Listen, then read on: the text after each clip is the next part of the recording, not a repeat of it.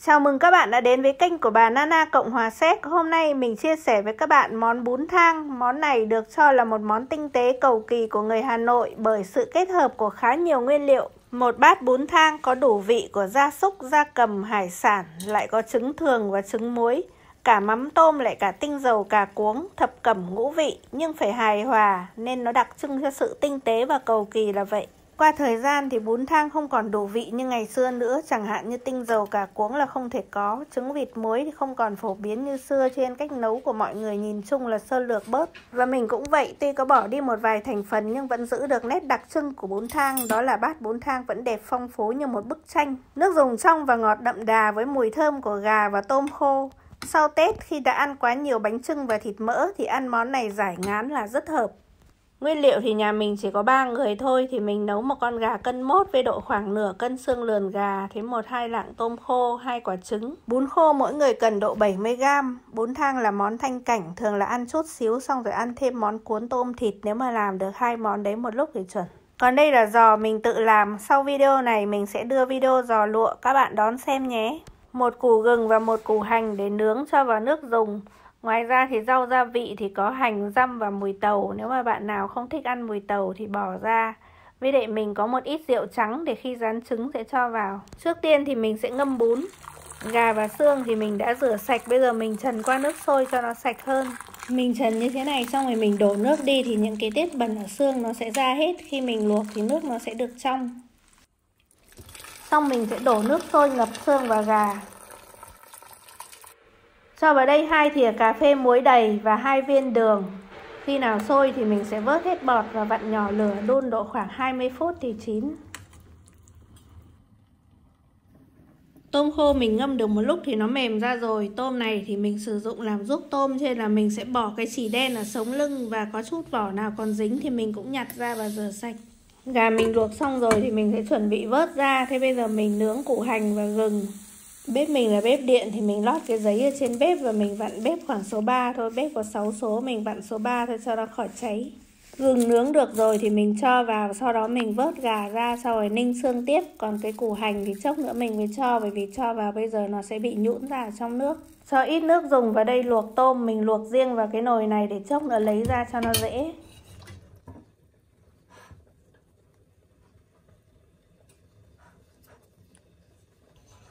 Nấu một lúc thì tôm đã tiết ra nước ngọt thì mình sẽ đổ lại cái nước này vào nồi nước dùng. Như vậy là để cho nước lấy mùi tôm thôi, chứ còn thực ra thì nước cũng có xương và gà thì nó cũng ngọt sẵn rồi. Tôm mình đảo qua cho nó ráo nước một chút để chốc nữa mình sẽ giã ra làm ruốc tôm. Bây giờ chúng ta sẽ rán trứng mỏng. Với 5 quả trứng thì mình sẽ cho thêm vào đây 35g nước, tức là khoảng hơn 3 thìa canh. Cho thêm nước để làm gì? Để cho nó loãng ra thì nó sẽ mỏng và nó dai hơn. Và mình cũng cho thêm một chút rượu trắng nữa, rượu để cho trứng liên kết thành mảng và không bị nổ phồng. Rượu thì mình chỉ cho tí ti thôi, mình chỉ cho nửa thìa canh rượu thôi, bởi vì là nếu mà cho nhiều thì ăn trứng là nó sẽ có mùi rượu. Ở đầu video thì mình có nói thành phần nguyên liệu là 2 quả trứng, thật ra thì 3 người sẽ chỉ cần tráng 2 quả trứng là đủ. Nhưng mà mình rất là hay thích ăn trứng rán mỏng kiểu này, nhiều khi vừa làm vừa nếm thì sợ là 2 quả rán xong thì nếm cũng vừa hết, cho nên là làm thành 5 quả. Nhưng mà đúng thật là 3 người chỉ cần đúng 2 quả là vừa khít các bạn ạ. Cho vào một chút xíu muối, thế xong rồi mình sẽ khoắng lên cho nó tan. Để nó nhanh tan thì mình sẽ dùng cái phới này mình khoắng thì là một lúc là nó tan ra hết. Sau đó thì mình sẽ cho vào cái giá, mình lọc để cho những cái lòng trắng mà nó chưa tan thì mình làm cho nó tan hết.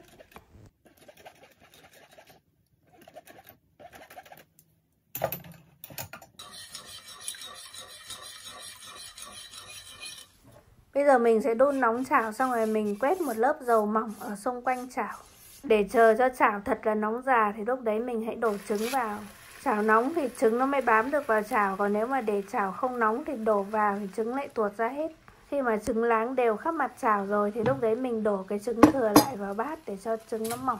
Mình bật nhỏ bếp để cho khỏi cháy và đợi một lúc thì trứng nó sẽ tự bong ra. Đây này, bây giờ nó bắt đầu nó bong. Khi nó bong ra rồi thì mình sẽ lấy đũa mình lật lại để mình dán mặt kia. Trông giống bánh xèo không các bạn?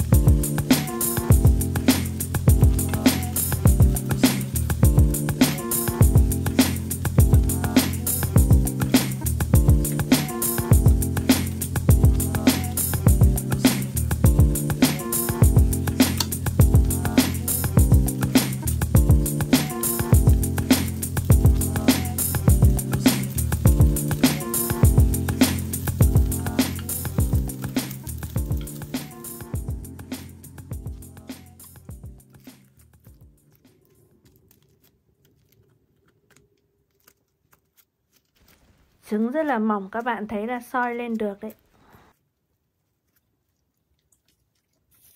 Bây giờ làm đến ruốc tôm, mình sẽ đổ tôm vào túi ni lông, xong rồi mình sẽ lấy một cái vồ mình đập. Tôm này thì nó mềm nên là đập một cái thì là nó giã ra ngay, cũng dễ lắm các bạn.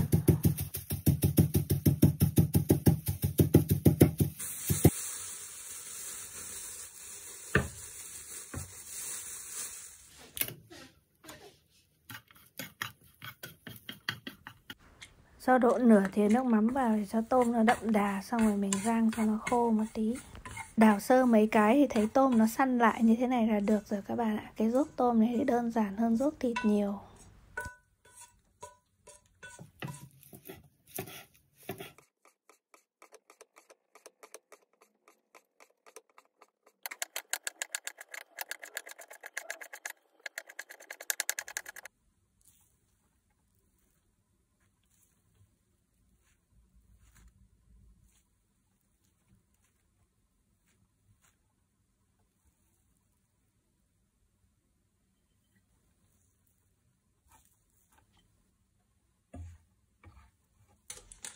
Giò mình làm từ thịt xay của cửa hàng đây, rất là mịn dai ngon, không khác gì giò của Việt Nam hết.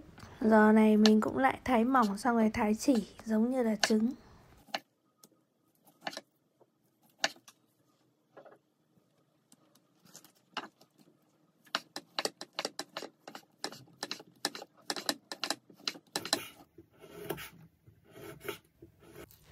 Riêng ăn bún thang thì mình luộc bún, mình đập dập một củ gừng xong rồi mình cho vào mình luộc cùng cho nó thơm.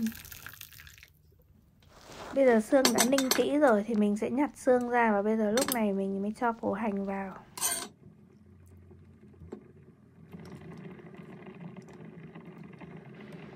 Bây giờ chúng ta nêm nếm lại tùy theo khẩu vị của mỗi gia đình. Với khoảng 3 lít nước dùng thì lúc đầu mình đã cho 2 thìa cà phê muối và 2 viên đường. Bây giờ mình cho tiếp thêm 1 thìa cà phê muối và 2 thìa cà phê bột nêm nữa. Bún thang đã được chuẩn bị xong, bây giờ mình sẽ bày các thành phần vào. Chia làm 4-5 phần đối xứng nhau. Người ta bảo ý nghĩa của cái tên bún thang là liên tưởng đến việc bốc thuốc, tức là bốc mỗi vị một nhúm, thế là hợp lại thành một thang thuốc thơm ngon bổ dưỡng. Từng này vị thì cũng là thơm ngon bổ dưỡng lắm rồi, nếu mà đầy đủ nữa thì lại dẫn đến thừa chất mất các bạn nhỉ.